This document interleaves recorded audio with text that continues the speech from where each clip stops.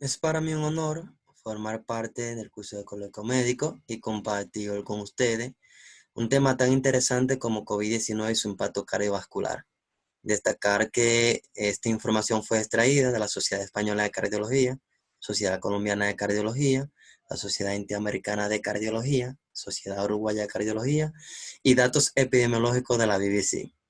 Ellos también destacan que toda esta información fue extraída de estudios en China y que de por sí pueden tener ciertas alteraciones. Luego de su primera aparición en diciembre del año pasado del COVID-19 en China, se registran actualmente a nivel mundial más de 50 millones de casos confirmados por COVID-19. Aquí en Venezuela, los dos primeros casos confirmados fueron el 13 de marzo del presente año y actualmente han ascendido a más de 90.000 casos positivos por COVID-19. A la hora de evaluar la prevalencia de la enfermedad cardiovascular en pacientes con COVID-19, con un metaanálisis donde incluyeron 6 estudios con 1.527 pacientes en China, ellos destacaron que 17.1% de estos pacientes eran hipertensos, que un 16.4% cursaban con enfermedad cerebrovascular y que un 9.7% eran diabéticos. También evaluando la tasa de mortalidad, donde incluyeron 44.672 pacientes con COVID-19, ellos destacan que un 10.5% y un 7.3% de estos pacientes con enfermedad cardiovascular y diabéticos respectivamente, tenían que ver con esta mortalidad y que un 6% cursaban con hipertensión arterial.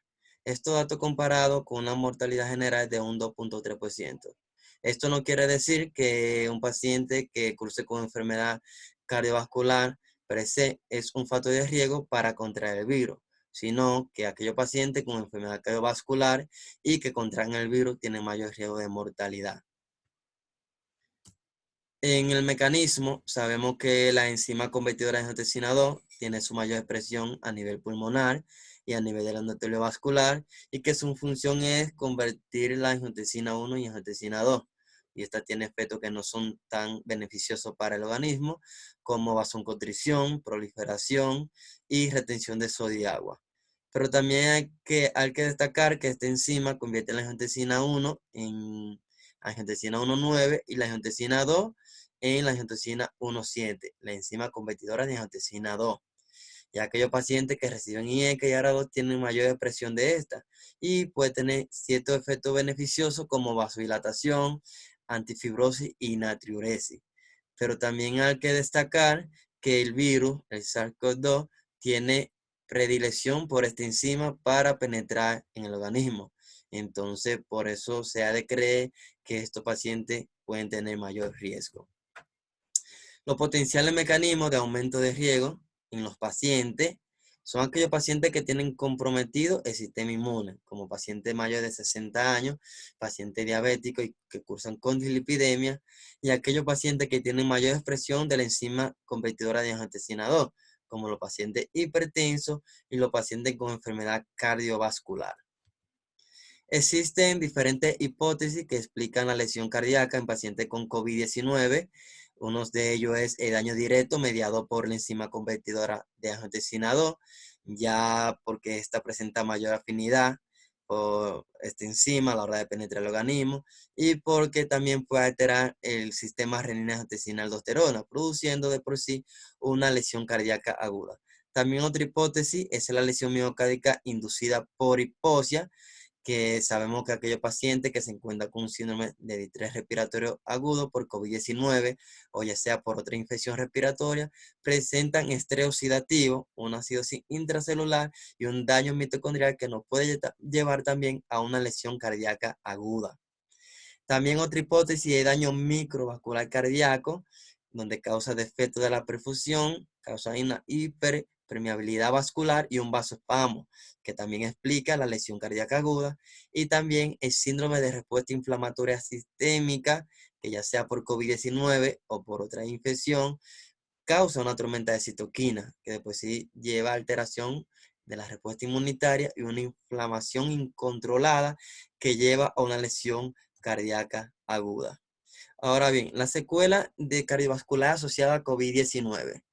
Hablando sobre injuria miocárdica, miocarditis y síndrome coronario agudo, principalmente en aquellos pacientes que presentan síndrome de distrés respiratorio agudo debido a COVID-19. Se habla de injuria miocárdica cuando hay elevación de troponina, hay cambio electrocardiográfico o cambio segmentario ecocardiográfico. Ahora bien, a estos pacientes, cuando nos llegan a emergencia, se le hace su curva enzimática y podemos predecir más o afirmar más si estamos cursando con un síndrome coronario agudo o con una injuria miocárdica. En estudios de cohorte en China, se estimaron que entre un 7 y un 17% de los pacientes hospitalizados presentaron injuria miocárdica aguda, pero en aquellos pacientes que ingresaban a UCI tenían mayor riesgo de presentarla. También se reportó una serie de casos de 150 pacientes, donde 68 muertes por COVID-19, un 7% de las muertes se atribuyeron a miocarditis con falla circulatoria, aunque actualmente no hay una explicación exacta de la miocarditis por COVID-19. También se han reportado casos de pacientes con clínica de síndrome coronario agudo, pero a la hora de la angiografía no se evidencia lesión coronaria obstructiva. En cuanto a las arritmias, en cardiología, lo que cruzamos por consulta, nos damos cuenta que en pacientes post-COVID, ellos llegan presentando taquicardia sinusal persistente y bradicardia sinusal. O sea, son las arritmias que más prevalecen en estos pacientes. En una corte en China, aquellos pacientes que fueron hospitalizados, las arritmias se presentaron en un 16.7% de los pacientes, en una cohorte de 138 pacientes. También en el contexto de la hipoxia, la inflamación y el desorden neurohormonal, en aquellos pacientes con la infección por COVID-19, también es esperable la aparición de las arritmias en pacientes que tengan enfermedad cardiovascular o en pacientes que no la tengan. Insuficiencia cardíaca y miocardiopatía, sus colaboradores observaron insuficiencia cardíaca en un 23% de los pacientes con COVID-19. Sin embargo, todavía persisten dudas si es más frecuente una exacerbación de la patología previa per se o es un fenómeno de novo, que sea secundario a una miocarditis o a una miocardiopatía por COVID-19. En cuanto al síndrome coronario agudo, aquellos pacientes con antecedentes de cardiopatía isquémica o enfermedad aterosclerótica son los pacientes que están más vulnerables en desarrollar un síndrome coronario agudo cuando cursan con infección de COVID-19. La respuesta inflamatoria sistémica de por sí puede desestabilizar la placa aterosclerótica provocando un infarto agudo de miocardio tipo 1. También la infección en aquellos pacientes que presentan síndrome de distrés respiratorio agudo tiene un compromiso de lo que es la demanda y el aporte de oxígeno a nivel miocárdico. Y también puede explicar lo que es un síndrome coronario agudo tipo 2. En una serie de 19 pacientes con síndrome coronario agudo con elevación de segmento ST y SARS-CoV-2, se observó una amplia variabilidad en la presentación y mal pronóstico de estos pacientes, con un 72% de mortalidad hospitalaria. En estos pacientes se encontró un dímero D elevado de 18 entre 19 pacientes. Un aspecto fundamental a considerar es el tratamiento de reperfusión. Todavía las sociedades no han llegado a una conclusión en los pacientes con COVID-19, pues es el método de lesión y se ha dejado a los que tengan disponibilidad. Si tienen disponibilidad a una sala de hemodinamia, bueno, se le hace reperfusión con intervención percutánea, pero si tienen disponibilidad farmacológica, se hará entonces con tratamiento trombolítico. En cuanto a la enfermedad tromboembólica, los pacientes infectados por COVID-19 presentan un mayor riesgo de tromboembolismo venoso, alcanzando un 25% de los ingresos en la unidad de cuidado intensivo. También se han reportado alteraciones en los parámetros de la coagulación con una asociación pronóstica con elevación de dímero D.